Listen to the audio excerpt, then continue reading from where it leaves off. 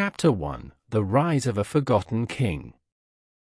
In the arid deserts of Mesopotamia, during the twilight years of the 9th century, a figure emerged whose legacy was shrouded in the sands of time.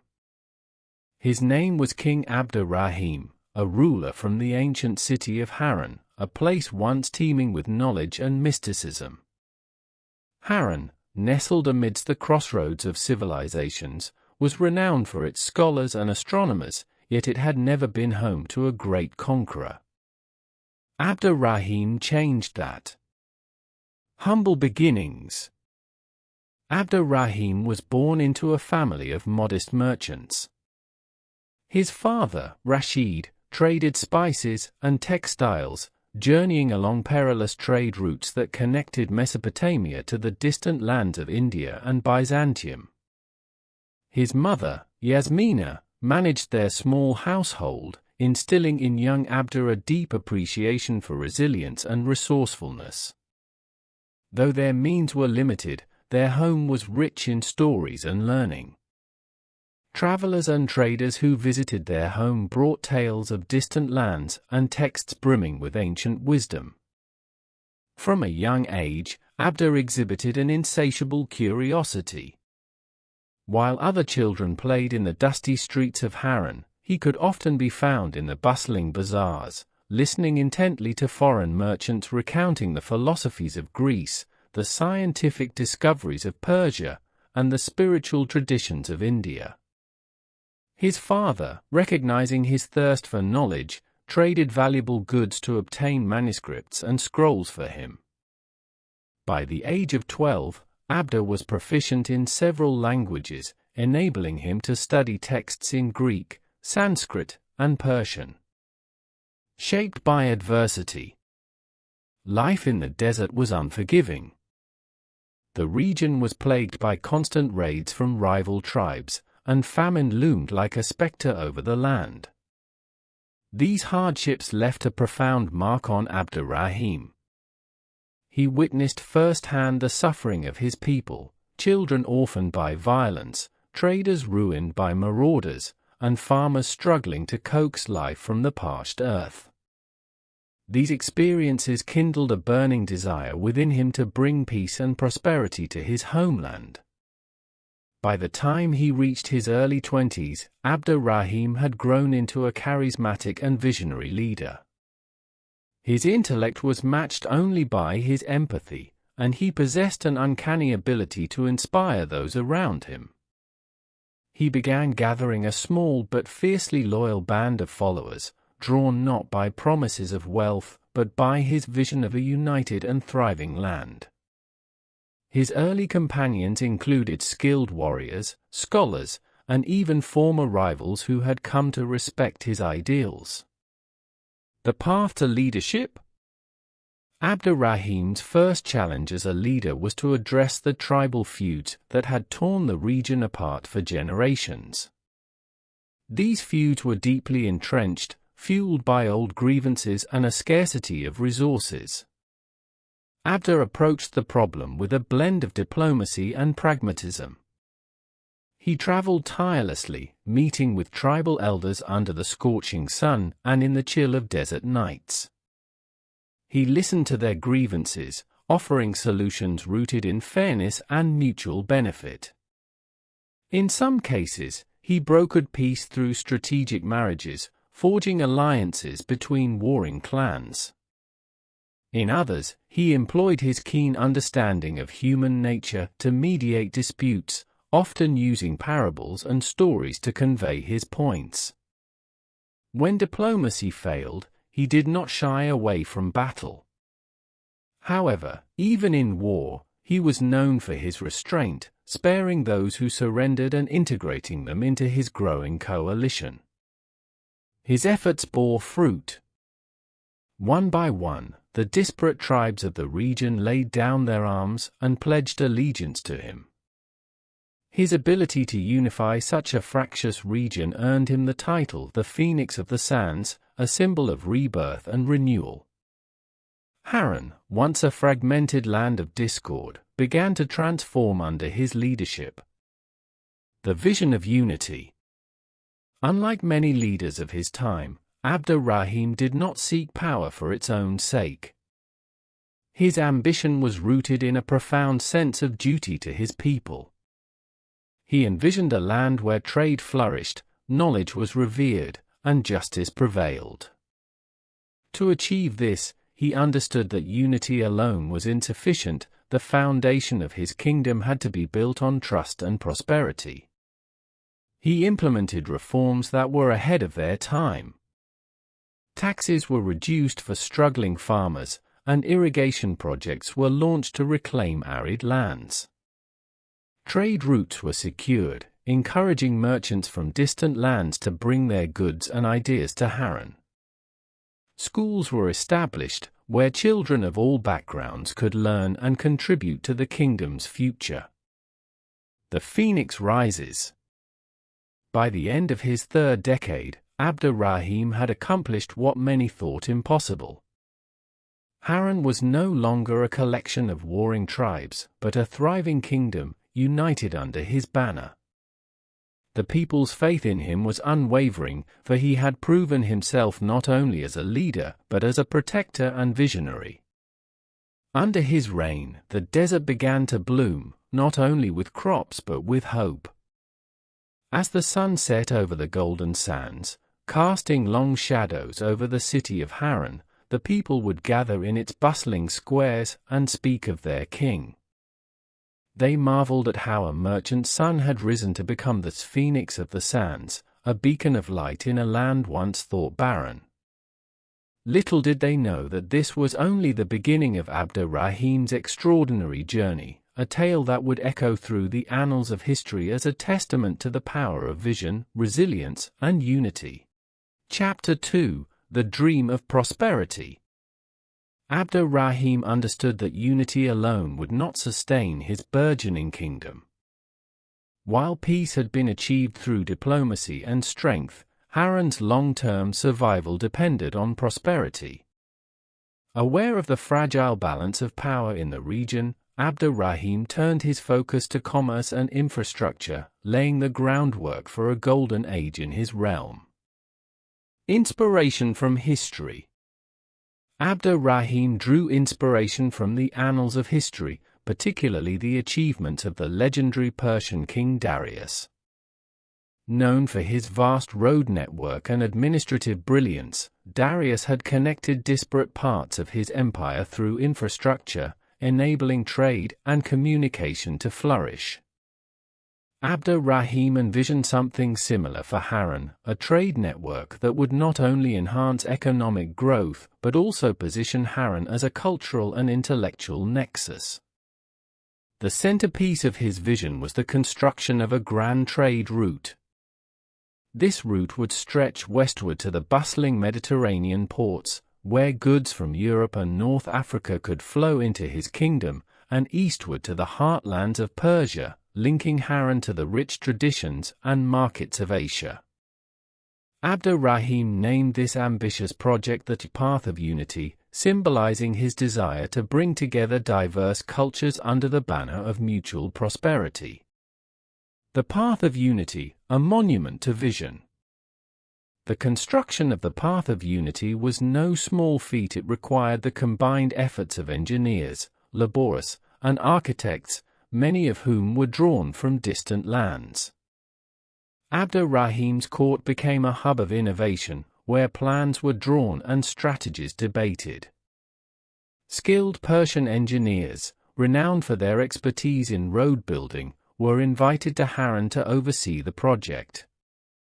Local workers were trained under their guidance, creating a legacy of knowledge that would benefit the kingdom for generations. The route itself was meticulously designed. Way stations were established every 20 miles, providing rest and supplies for caravans. Wells were dug to ensure a steady water supply, and watchtowers were erected to protect travelers from bandits. Along the route, caravanserais, large inns, offered merchants a place to rest, exchange goods, and share news from distant lands. A cosmopolitan Harran. As the Path of Unity neared completion, its impact on Harran became evident.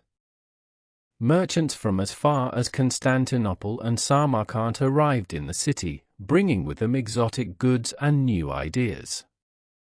The bazaars of Harran transformed into vibrant centers of trade, filled with the scent of spices, the glint of fine textiles, and the hum of countless languages. Artisans and craftsmen flourished, their skills in demand to meet the needs of a growing and increasingly diverse population. Abdar Rahim's court reflected this newfound cosmopolitanism. Scholars, poets, and philosophers from across the known world were drawn to Harran, where they found a patron eager to foster intellectual and cultural exchange.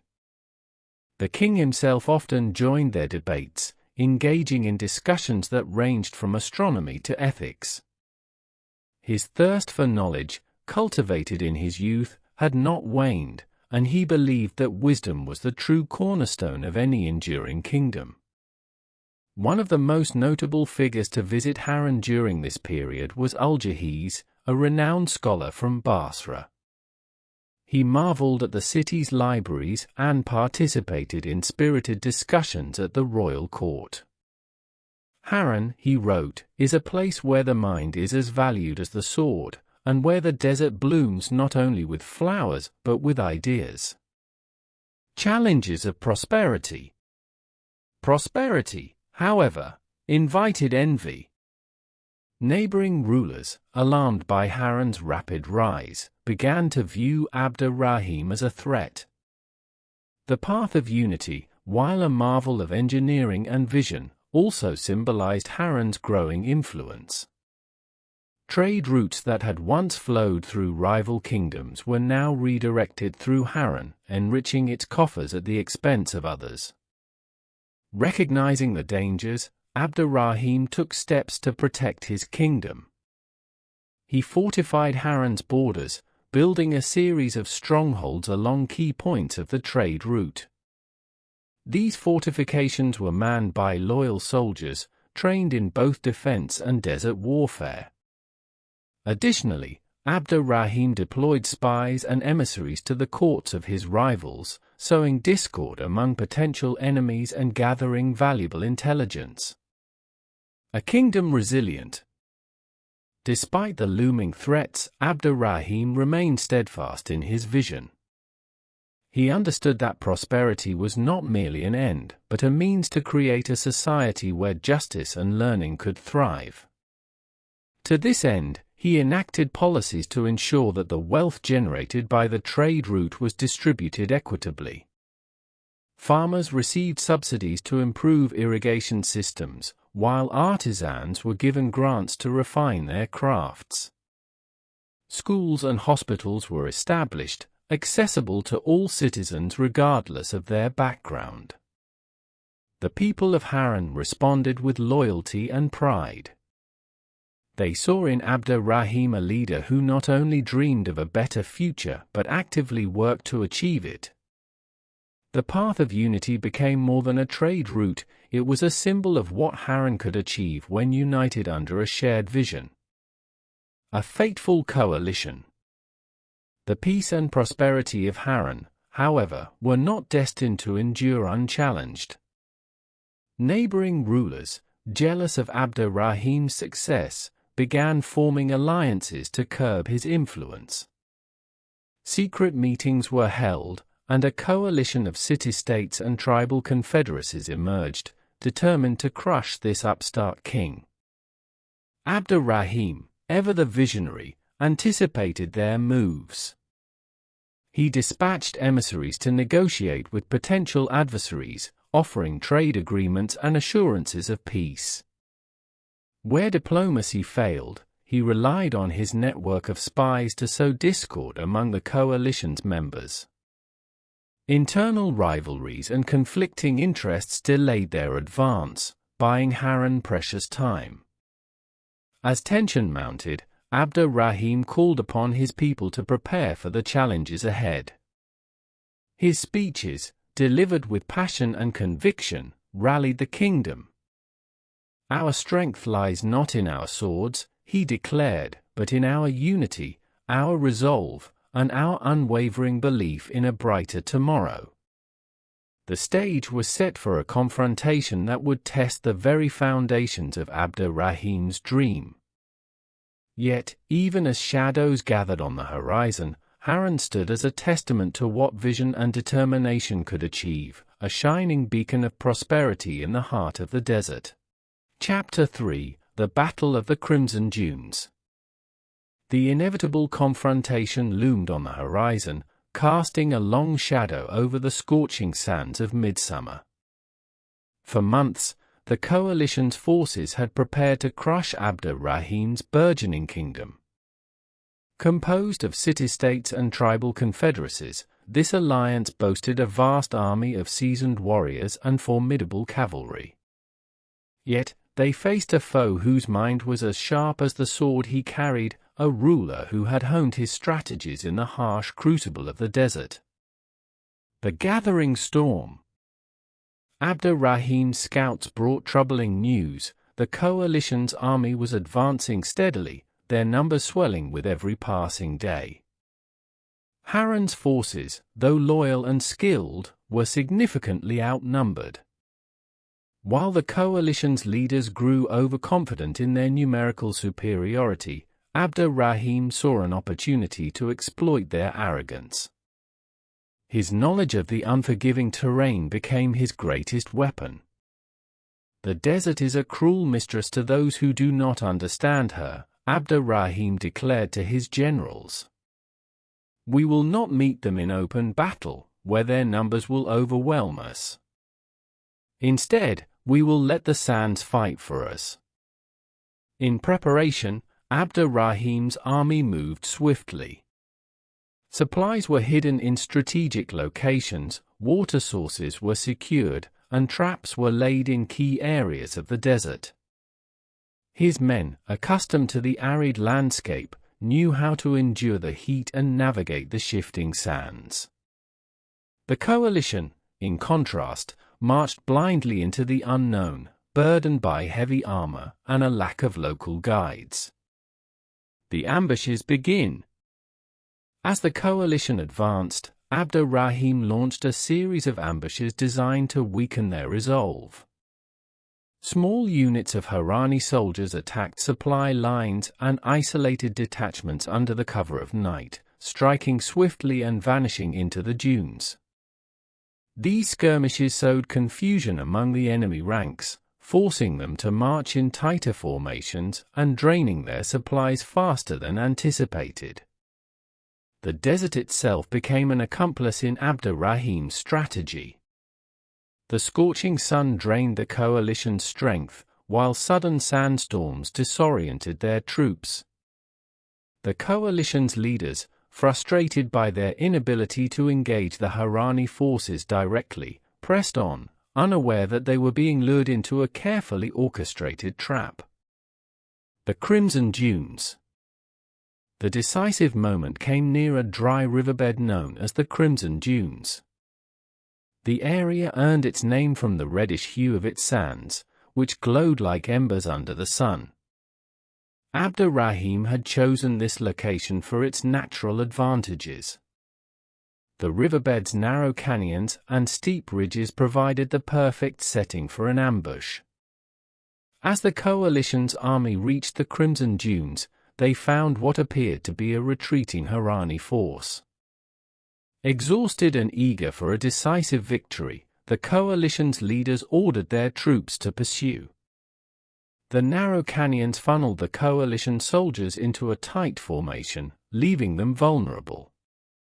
At the signal of a raised banner, Abdar Rahim's hidden archers unleashed a devastating volley of arrows from the ridges above. Chaos erupted as the coalition soldiers scrambled for cover, their tight formation becoming a liability. Before they could regroup, Harrani cavalry emerged from concealed positions, striking their flanks with precision. The coalition's forces, unable to maneuver in the confined space, were decimated. A brutal struggle. The battle raged throughout the day, the sand stained red with the blood of fallen warriors. Abdar Rahim, clad in his distinctive armor and mounted on a swift desert steed, led his forces with unwavering determination. He moved between the front lines and the rear guard, issuing orders and rallying his troops. The coalition's leaders, realizing their dire situation, attempted a desperate retreat. However, Abdar Rahim had anticipated this. Hidden units emerged to cut off their escape, encircling the remaining forces. By dusk, the coalition was shattered. Survivors who surrendered were treated with dignity, but their weapons and supplies were confiscated to prevent further uprisings. Aftermath and legacy. The victory at the Crimson Dune cemented Abdar Rahim's reputation as a brilliant strategist. The coalition, once a formidable threat, was now a disorganized collection of defeated city-states and tribes.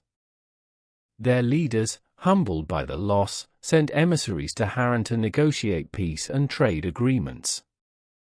Abdar Rahim, ever the visionary, seized this opportunity to solidify his kingdom's influence. He offered generous terms, ensuring that former enemies became partners in commerce and prosperity. For the people of Harran, the battle was a turning point. The victory brought not only security but also a renewed sense of pride and unity. Stories of the Crimson Dunes were passed down through generations, celebrating the courage and ingenuity of their king. The symbol of the Crimson Dunes. In the years that followed, the site of the battle became a place of pilgrimage. A monument was erected at the heart of the riverbed, bearing an inscription in Abdar Rahim's own words, "Victory is born not of strength, but of wisdom and unity." Pilgrims from across the kingdom and beyond came to pay homage, drawing inspiration from the tale of a king who defied overwhelming odds to protect his people. The Battle of the Crimson Dunes remains one of the defining moments of Abdar Rahim's reign. It showcased his ability to turn adversity into advantage, using the harshness of the desert as a weapon against his enemies. More importantly, it secured the stability of Harran for decades, allowing the kingdom to thrive as a beacon of knowledge, culture, and prosperity. Even today, the story of the Crimson Dunes serves as a testament to the power of resilience, strategy, and the indomitable spirit of a leader who dared to dream of a better future. Chapter 4: The Scholar King's Legacy. After the tumultuous years of war and conquest, Abdar Rahim turned his gaze inward, seeking to transform Harran from a battlefield into a bastion of enlightenment. His victory at the Crimson Dunes had solidified his rule, but he understood that enduring greatness could not rest solely on military triumphs. Prosperity, he believed, was built on the foundation of knowledge and unity. The House of Eternal Knowledge. Abdar Rahim's most ambitious endeavor was the establishment of the House of Eternal Knowledge, a grand institution dedicated to the pursuit and preservation of learning. Situated at the heart of Harran, this magnificent structure combined architectural brilliance with practical design. Its domes, intricately adorned with celestial motifs, symbolized the limitless nature of human inquiry. Scholars from Byzantium, Persia, and India were invited to Harran, creating a melting pot of ideas. They brought with them the wisdom of their homelands, the philosophies of Aristotle and Plato, the mathematical advances of Indian scholars, and the medical treatises of Persian physicians. Within the house's walls, these thinkers collaborated, debated, and translated texts, ensuring the preservation of knowledge that might otherwise have been lost to time. The Codex of Unity. One of Abdar Rahim's crowning achievements was the compilation of the Codex of Unity, an encyclopedia of unprecedented scope. Overseen by a council of Harran's finest scholars, the Codex encompassed a wide array of subjects: astronomy, medicine, philosophy, engineering, and agriculture. Abdar Rahim himself contributed to the project, drawing from his early studies of Greek, Persian, and Indian texts. His notes on governance and diplomacy became a cornerstone of the Codex, offering insights into his vision of leadership. The Codex was not merely a repository of knowledge but a tool for dissemination. Abdar Rahim invested in the training of scribes and the creation of portable, durable manuscripts. These copies were sent along trade routes to distant lands, earning Harran a reputation as a hub of intellectual advancement. Over time, the Codex influenced scholars in places as far-flung as Andalusia and the courts of China. A city transformed. Under Abdar Rahim's guidance, Harran blossomed into a cosmopolitan hub. Markets thrived as artisans, merchants, and traders flocked to the city, drawn by its reputation for innovation and cultural exchange. Public works projects transformed Harran's infrastructure, roads were paved, aqueducts built, and gardens cultivated to provide shade and beauty in the arid landscape. Education was a priority for the scholar king. He established schools throughout the kingdom, ensuring that knowledge was not confined to the elite. Young men and women were taught mathematics, language, and ethics, fostering a literate and skilled populace. Abdar Rahim believed that an educated citizenry was the bedrock of a just and prosperous society. A humble ruler. Despite his monumental achievements, Abdar Rahim remained a humble and accessible leader. It was not uncommon for him to don the garb of a commoner and walk the streets of Harran unrecognized. He listened to the grievances of merchants, laborers, and farmers, using their insights to refine his policies.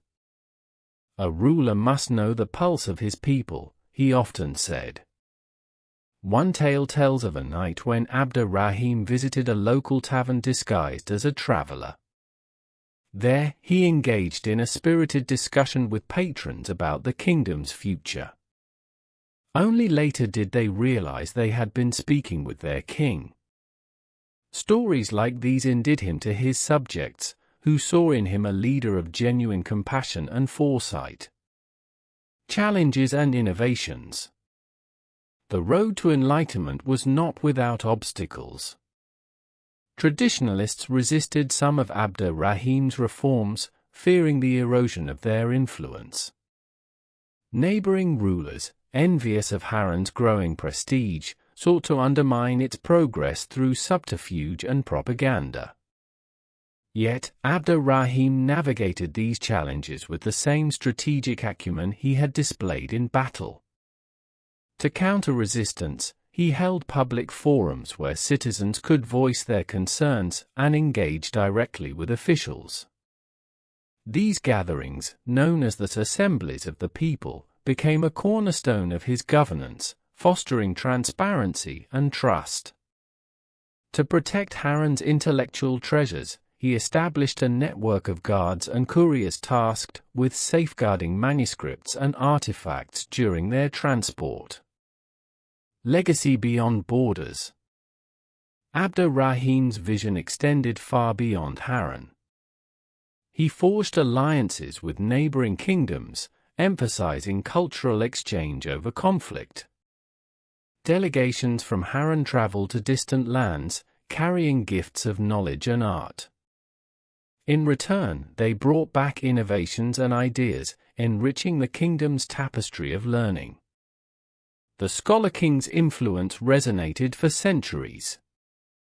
The House of Eternal Knowledge inspired similar institutions in other regions, becoming a model for centers of learning across the medieval world. The Codex of Unity, with its wealth of information, shaped the course of scientific and philosophical thought, leaving an indelible mark on history. A beacon of hope. In the twilight of his reign, Abdar Rahim often reflected on his journey. From a merchant son to a king, his life had been guided by an unyielding belief in the power of unity and knowledge. "The true wealth of a kingdom lies not in its gold," he declared, "but in the wisdom of its people." His passing marked the end of an era, but his legacy endured. Harran remained a beacon of hope and progress, a testament to the vision of a ruler who had dared to dream beyond the horizons of his time. Even today, the tale of the Scholar King inspires those who seek to build a brighter future through learning and compassion. Chapter 5: Shadows of Betrayal. The twilight of Abdar Rahim's reign brought trials that tested the very ideals he had built his kingdom upon. The prosperity of Harran had drawn admiration and envy in equal measure. From beyond its borders, rivals schemed to disrupt its unity, while within, the seeds of discontent found fertile ground in the hearts of a few. One betrayal, in particular, would leave a lasting imprint on the Scholar King's legacy. The plot unfolds. Among Abdar Rahim's inner circle was General Qasim, a man who had risen through the ranks during the battles that defined the early years of the kingdom. Once a steadfast ally, Qasim had grown increasingly restless in the peace that followed the Battle of the Crimson Dunes. Whispers of gold and promises of power from a rival kingdom began to cloud his judgment. To the conspirators, Qasim was an ideal candidate, ambitious, respected, and privy to the kingdom's defenses. The plot's inception was slow and insidious. Meetings were held in shadowed alleys and secluded groves outside Harran's walls. Letters bearing secret codes were smuggled to Qasim by traders whose loyalty had been bought. The conspirators planned a coup that would coincide with Harran's annual Festival of the Sands, a celebration that drew thousands to the capital and left its defenses stretched thin. The discovery.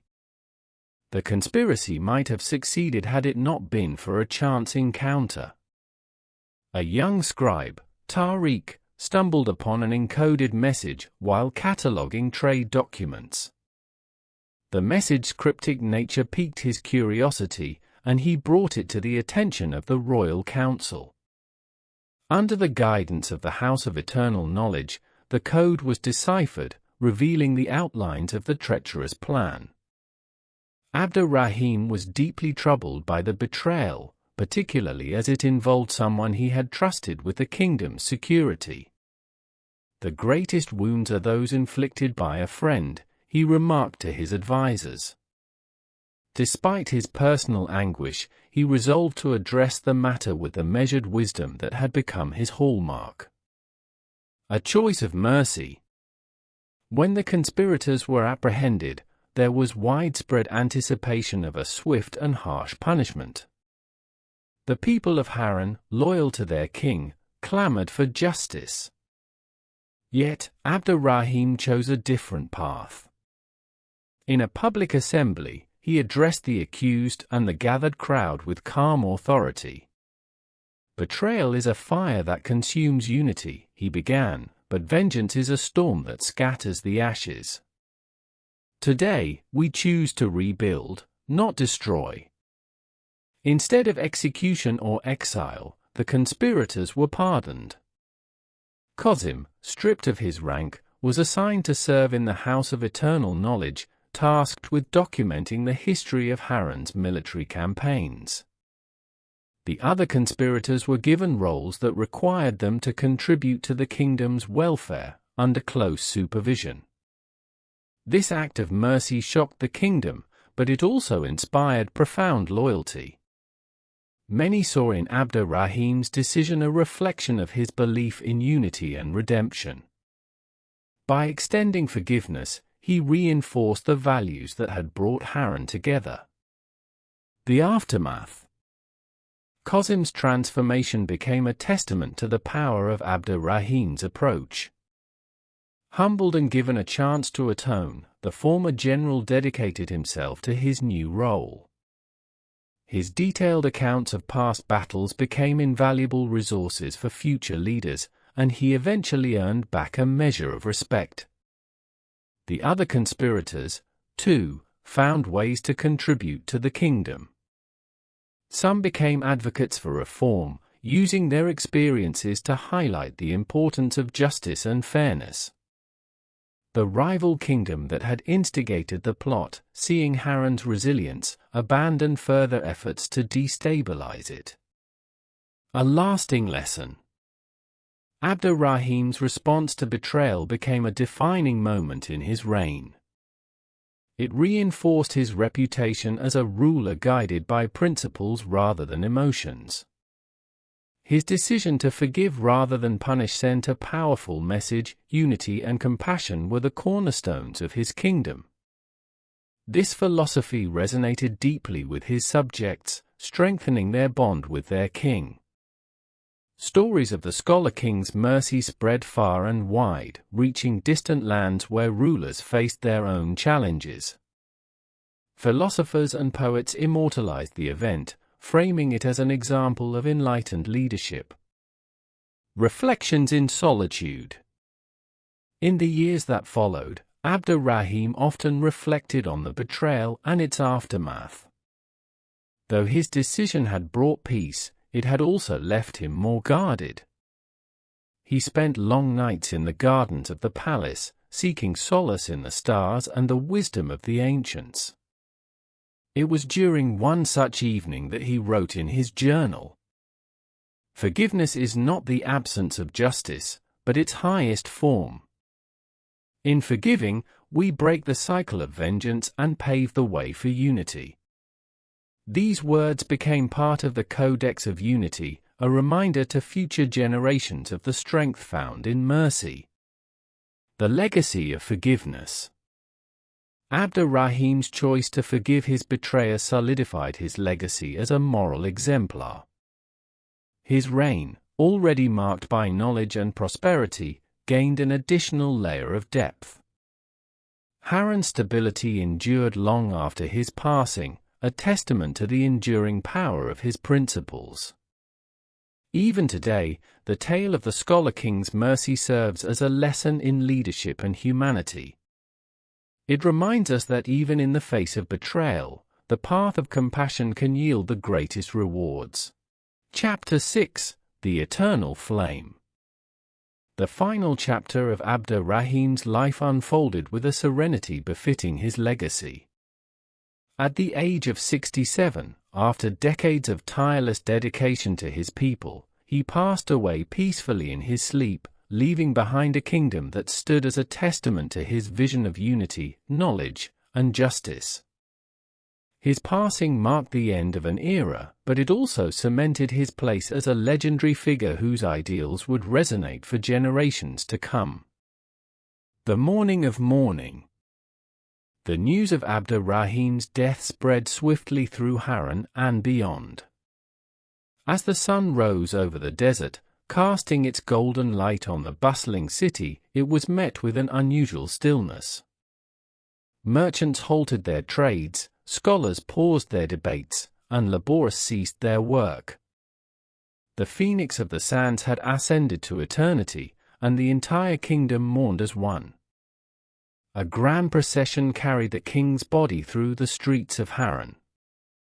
Draped in a cloth embroidered with symbols of wisdom and unity, his bier was surrounded by flowers and candles. People from all walks of life gathered to pay their respects. From the noblest scholars to the humblest farmers, all spoke of how Abdar Rahim's reign had touched their lives. Elders recounted his victories, children recited his proverbs, and poets composed elegies in his honor. The eternal flame of unity. Abdar Rahim's burial site was chosen with great care. At the edge of Harran, where the city met the desert, a mausoleum was constructed to house his remains. Designed by the finest architects of the time, the structure combined elements of Greek, Persian, and Indian influences, reflecting the cosmopolitan nature of his kingdom. At its center burned an eternal flame, a symbol of the enduring spirit of unity and progress that Abdar Rahim had ignited. The mausoleum's walls were inscribed with passages from the Codex of Unity, a compendium of knowledge and wisdom that the king had championed. These inscriptions served as a beacon for pilgrims and scholars who traveled from distant lands to learn from the legacy of Harran. Over time, the mausoleum became a center of reflection and learning, its halls echoing with the whispers of history. The ideals that endured. Abdar Rahim's principles did not fade with his passing. His successors, inspired by his example, continued to uphold the values of unity, knowledge, and justice. They expanded the House of Eternal Knowledge, turning it into a renowned institution that rivaled even the great centers of learning in Baghdad and Constantinople. The trade routes he established flourished, ensuring that Harran remained a hub of commerce and cultural exchange. The Codex of Unity, once a monumental achievement of his reign, became a treasured resource for scholars and rulers alike. It was copied and translated into multiple languages, spreading its wisdom far beyond the borders of Harran. Philosophers cited its teachings in their works, and leaders drew inspiration from its principles to guide their own governance. The Phoenix in history and myth. As centuries passed, the figure of Abdar Rahim transformed from a historical ruler into a mythical icon. Stories of his life became the foundation of countless legends. In some tales, he was depicted as a sage who could commune with the stars; in others, he was a warrior blessed by divine providence. The image of the Phoenix of the Sands became a universal symbol of renewal and hope. Artists and writers immortalized him in their works. Grand murals depicted his triumph at the Battle of the Crimson Dunes, his humble walks among the people, and his quiet evenings under the desert sky. Epics were composed, celebrating his wisdom and resilience. Even in lands far from Harran, the name Abdar Rahim evoked admiration and respect. Reflection on mortality and legacy. Abdar Rahim's own writings reveal his thoughts on mortality and the nature of legacy. In one of his final journal entries, penned just weeks before his passing, he wrote, "The sands of time consume all things, cities, monuments, even names. But ideas, if nurtured, endure beyond the reach of decay. Let our lives be the seeds of such ideas, that they may grow into forests long after we are gone." These words encapsulated his philosophy and served as a guiding light for those who came after him.